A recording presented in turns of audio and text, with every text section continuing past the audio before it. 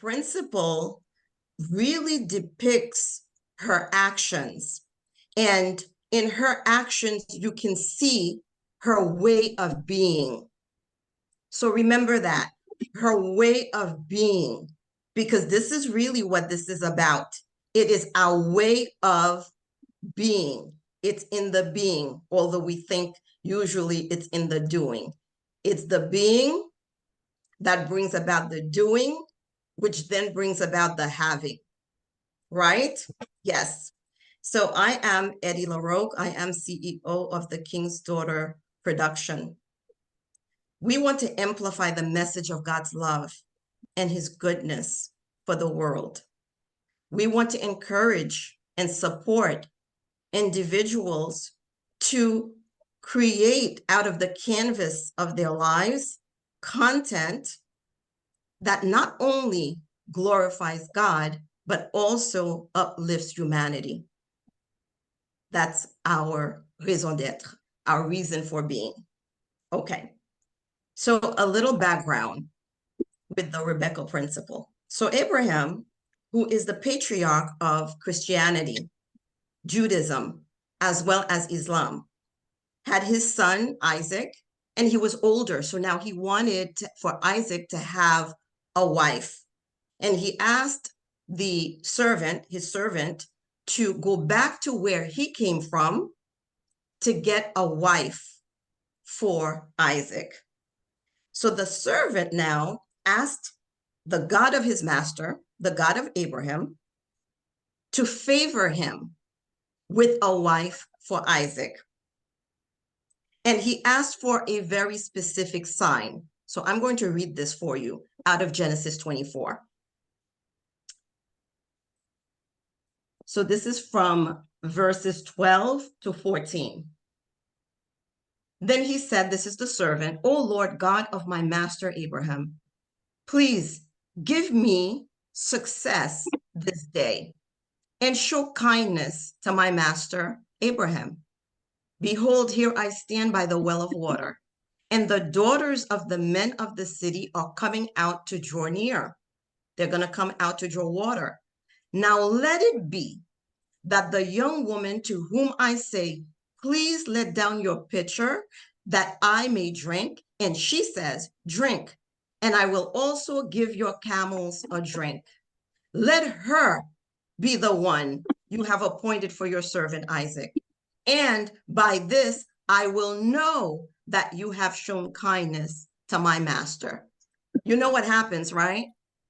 Before he could even finish that statement, Rebekah comes to the well, and he asked for some water. And of course, she not only gives him the water, but she voluntarily decided that she would also give water to the camels. All 10 of them.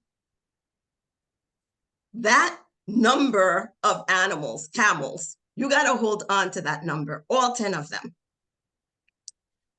So let's talk about the key elements of the Rebekah Principle. Element number 1, generosity and kindness. Rebekah was willing to go above and beyond what was asked of her. Rebekah saw a need and she exceeded the need. That is the central aspect of the principle. Not just meeting a need that you see, go beyond it, exceed the need. Now that's so important because this is not how the world behaves. It is not the standard of the world. In fact, many people adopt the principle of do as little as you can to get as much as you can. Not in the kingdom. Not in the kingdom. And as a reminder, the Old Testament is a shadow of what is to come in the New Testament. And the New Testament is the substance of those things. All in Jesus Christ. All in Jesus Christ. Key element number 2, service without expectation. Service without expectation. Don't expect anything in return. Rebekah's actions were pure and really out of kindness and hospitality. Again, this is not how we are trained in the world. We're trained to do something because we expect. We expect to get money in return, to get favor in return, whatever it is.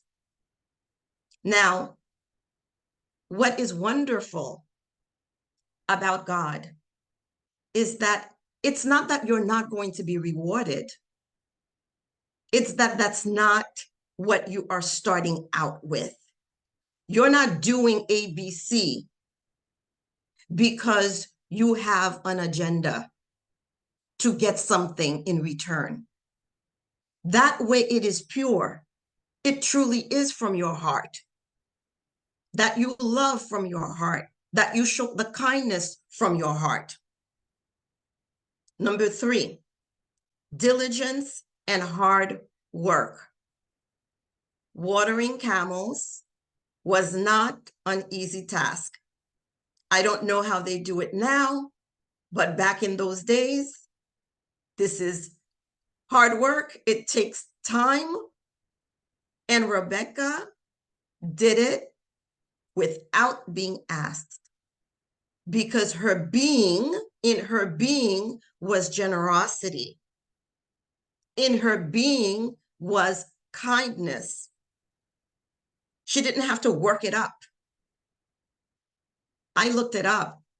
10 camels, it would take about 2 to 2.5 hours to give them water. So the question that popped into my head as I was preparing this was, Eddie, would you do that for a stranger? Someone who is passing through? These were small communities. They knew he was passing through. He's a stranger.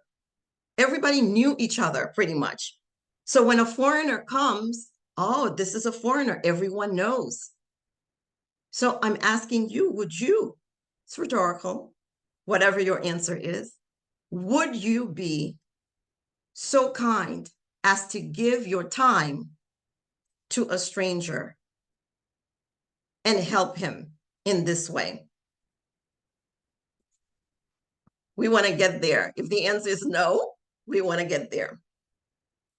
So we are right now in the middle of 2024. We're in the middle of the year. We have just 3 more days, right? We just have 3 more days before June is over.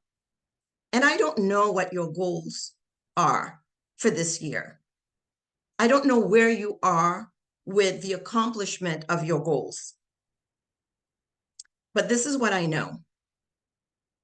What I am going to share with you right now, if you were to take 1 or 2 of them and apply them in your daily life consistently, they will absolutely help you in meeting your goals. And the reason I say that is because our goals, our aspirations are accomplished based on our leadership, how we're leading ourselves. And everyone here is leading. If you have a family, you're leading your family. On the job, you're leading. And that it doesn't necessarily mean that you're a manager or you're a director or you're the CEO, but you are leading, because leadership has to do with influence. And John Maxwell does such an amazing job with talking about influence as a leader. So let's go for it. Number 1, the practice of generosity. That takes a certain mindset. And you know that mindset is mine to set. And so I always say, if it's mine to set, why don't I set it with principles, with precepts, with concepts that are actually going to increase my standard, increase the quality of my life, and thus the quality of the lives of those who are around you. Family, friends, co-workers, and yes, strangers as well. So to create the kind of culture in yourself, creating the kind of culture in yourself where you are generous with your time, you're generous with your resources, you're generous with your kindness, you're generous with your experiences. Be generous intentionally, looking for ways in which you can be in contribution to others. And as I said earlier, without expecting anything in return.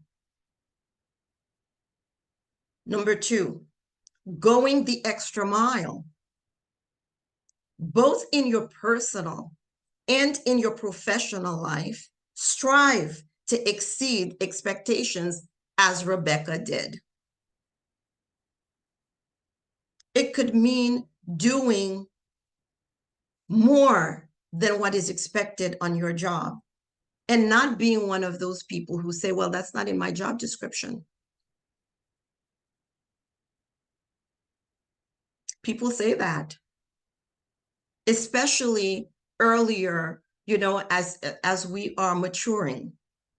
When we're younger, it may be easy to say, well, no, that's not in my job description. I'm not going to do it. We're not creating this culture in ourselves for other people. You're doing it for yourself, right? Helping a friend in a meaningful way, contributing extra effort in community service without the expectation of anything. Let's say a friend has had surgery and you call your friend to say hello, to check up on her, to check up on him. Well, what can you do beyond saying hello to check up and seeing how you're doing? How about we take it an extra step and ask, what can I do for you? Can I do the grocery shopping for you? Do that. Bring it to their house. Put it away. What can I do for you? The kitchen's a mess. The refrigerator needs cleaning. I'll do that for you. 2 examples, which I've done. And by the way, y'all, I hate cleaning out refrigerators, okay? But she had foot surgery. She could not do it. She had knee surgery. She couldn't do it. So exceeding, not remaining superficial in our relationships. That's for all of us, right? Because time is of the essence. Everyone is busy. But we can learn to do this, create this sort of culture.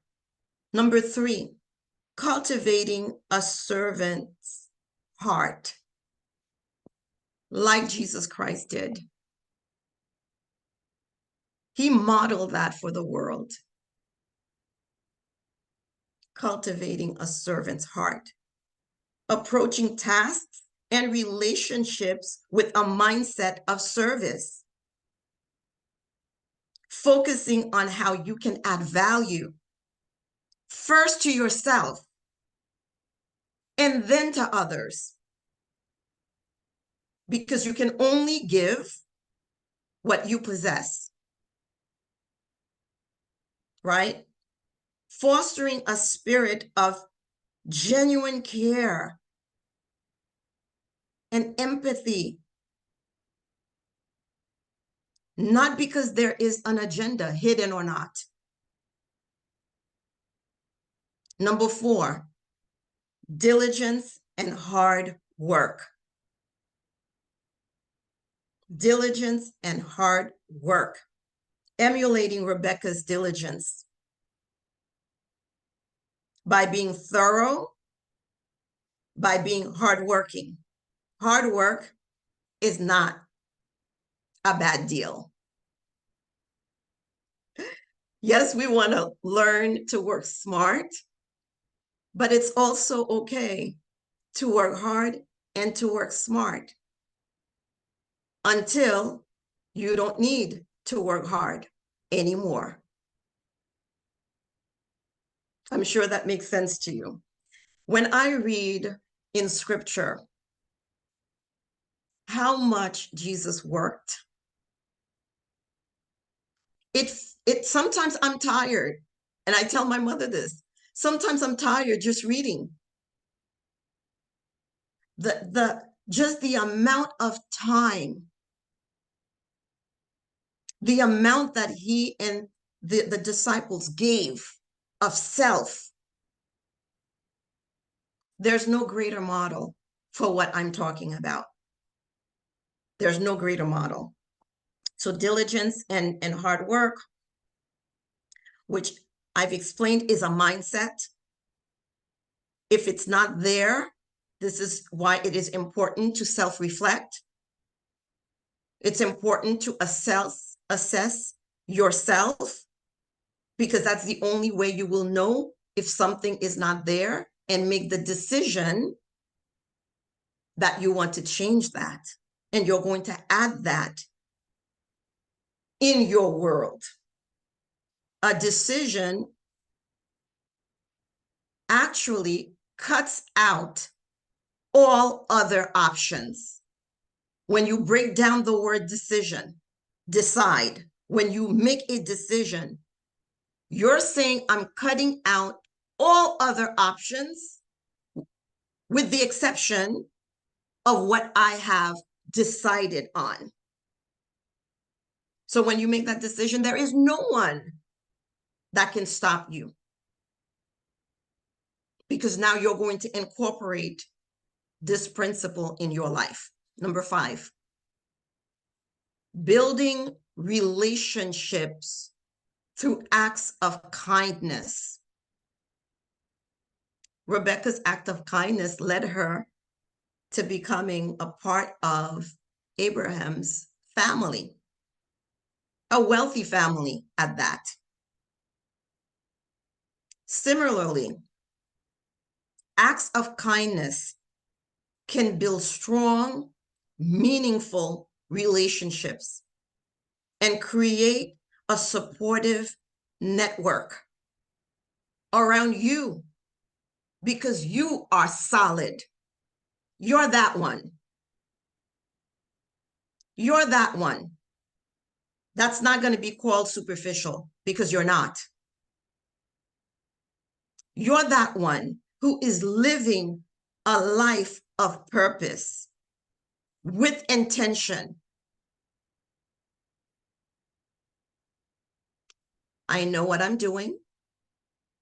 I've thought about what I'm doing. I want to do it because of X, Y, and Z. You are on purpose. You're on purpose. Now, by incorporating these elements that we discussed, the first 3 that I named, and these other sub-principles into your daily life, you will have a thriving environment. And that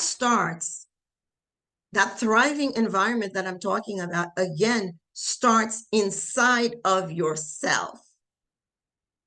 And everyone else benefits from it. You foster positive relationships, and you have a fulfilling sense of purpose. I think that everyone can think of at least one person whose culture is the exact opposite of the Rebekah's principle.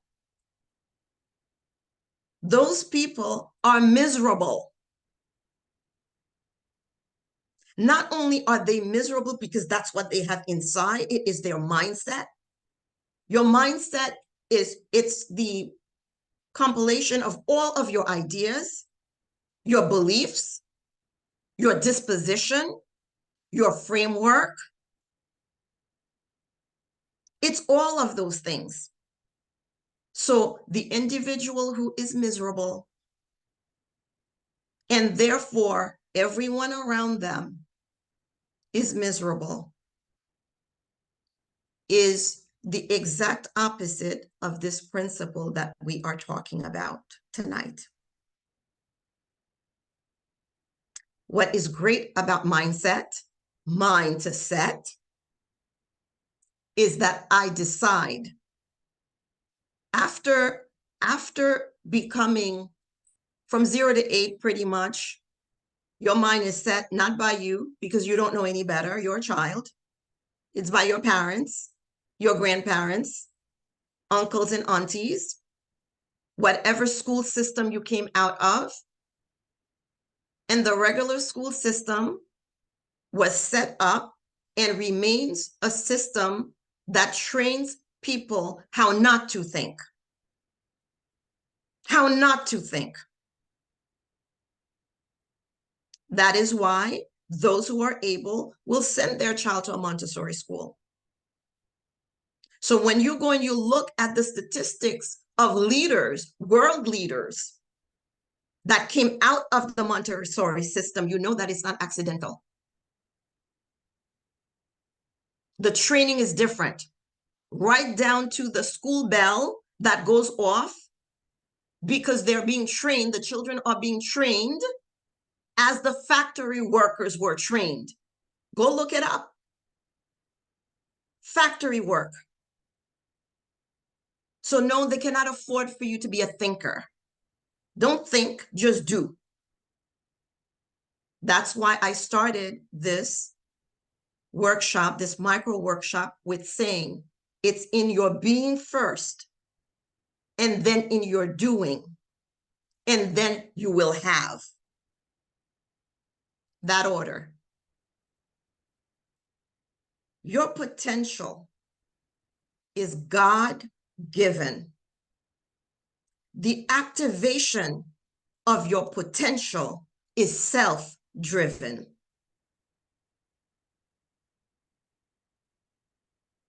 I'm going to let that sink. Your potential is God-given.